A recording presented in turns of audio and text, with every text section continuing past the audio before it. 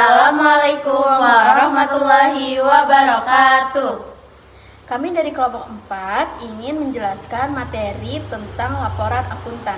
Sebelumnya, perkenalkan, nama saya Noviasa. Nama saya Tasya Yulianti Awalia. Nama saya Hani Habibah. Nah, berikut penjelasan materi dari kelompok kami. Oke, di sini saya dan teman-teman saya akan menjelaskan materi laporan akuntan. Langsung aja ke pembahasannya. Nah, di sini ada pengertian laporan akuntan. Laporan akuntan adalah opini profesional yang diberikan akuntan publik setelah memeriksa laporan keuangan perusahaan. Intinya, akuntan memberikan pendapat apakah laporan keuangan tersebut wajar, andal, dan sesuai standar akuntansi. Laporan ini sangat penting agar pengguna laporan keuangan seperti manajemen, investor, kreditur, hingga pemerintah bisa membuat keputusan yang tepat. Nah, terdapat isi laporan akuntan. Dalam pemeriksaan umum oleh kantor akuntan publik, laporan akuntan biasanya terdiri dari 2 bagian. Yang pertama itu adalah lembar opini, yaitu pendapat akuntan tentang kewajaran laporan keuangan.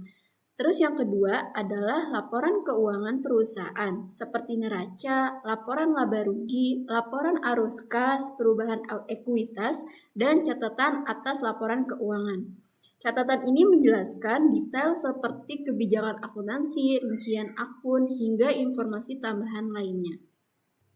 Yang selanjutnya ada jenis-jenis pendapat akuntan publik. Menurut Standar Profesional Akuntan Publik PSA 29 SA Seksi 508, ada 5 jenis pendapat akuntan. Yaitu yang pertama ada pendapat wajar tanpa pengecualian. Ini opini terbaik, artinya laporan keuangan sudah wajar dan sesuai standar. Terus yang kedua ada pendapat wajar tanpa pengecualian dengan penjelasan tambahan. Ini itu masih wajar, tapi masih ada informasi tambahan, misalnya perubahan kebijakan akuntansi atau keterlibatan auditor lain. Yang ketiga ada pendapat wajar dengan pengecualian, artinya laporan masih wajar, tapi ada bagian tertentu yang kurang tepat atau kurang lengkap. Terus yang keempat itu ada pendapat tidak wajar. Ini opini negatif, artinya laporan keuangan mengandung kesalahan material dan tidak sesuai standar. Terus yang kelima itu ada pendapat tidak memberikan pendapat. Nah, auditor itu tidak bisa memberikan opini karena keterbatasan bukti atau kondisi lain yang sangat signifikan. Habis itu selanjutnya ada jenis-jenis laporan akuntan. Ada 5. Yang pertama itu laporan auditor bentuk baku. Ini adalah laporan audit resmi dengan format standar. Auditor menjelaskan tanggung jawab mereka, ruang lingkup audit, serta opini atas laporan keuangan. Yang kedua itu ada laporan audit atas laporan keuangan komparatif. Laporan ini membandingkan laporan keuangan dari 2 tahun lalu atau lebih untuk melihat tren, perubahan, dan perkembangan perusahaan. Terus yang ketiga itu ada jenis opini auditor. Bagian ini berisi pendapat auditor, apakah laporan keuangan perusahaan sudah wajar, ada pengecualian, tidak wajar, atau auditor tidak bisa memberi opini. Yang keempat itu ada audit berdasarkan luas pemeriksaan. Ini adalah laporan yang dibedakan dari seberapa luas audit dilakukan. Ada audit umum yang menyeluruh dan ada audit yang terbatas yang hanya memeriksa sebagian area.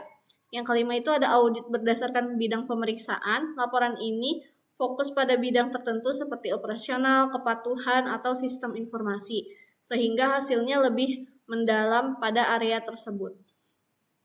Oke, selanjutnya akan bahas peran laporan akuntan dalam pengambilan keputusan ekonomi. Oke, yang pertama, dia memberikan informasi keuangan yang benar dan dapat dipercaya sehingga keputusan yang diambil tidak salah. Yang kedua, membuat investor dan pihak lain lebih percaya karena laporan keuangan sudah dicek oleh akuntan. Berikutnya, yang ketiga, membantu manajemen menilai kinerja perusahaan dan membuat rencana untuk kedepannya.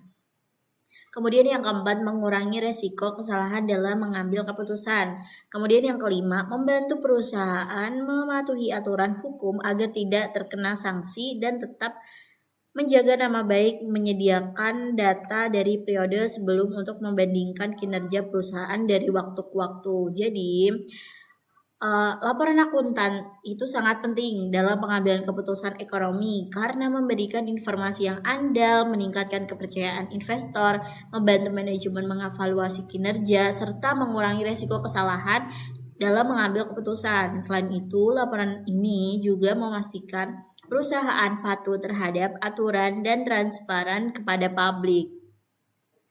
Selanjutnya langsung saja ke kesimpulannya. Oke, jadi laporan akuntan ini itu secara keseluruhan berfungsi sebagai alat untuk menjamin keterbukaan informasi, memberikan keyakinan bahwa laporan keuangan telah disusun dengan baik dan membantu semua pihak dalam membuat keputusan yang tepat. Terima kasih sudah menonton, semoga video ini bermanfaat.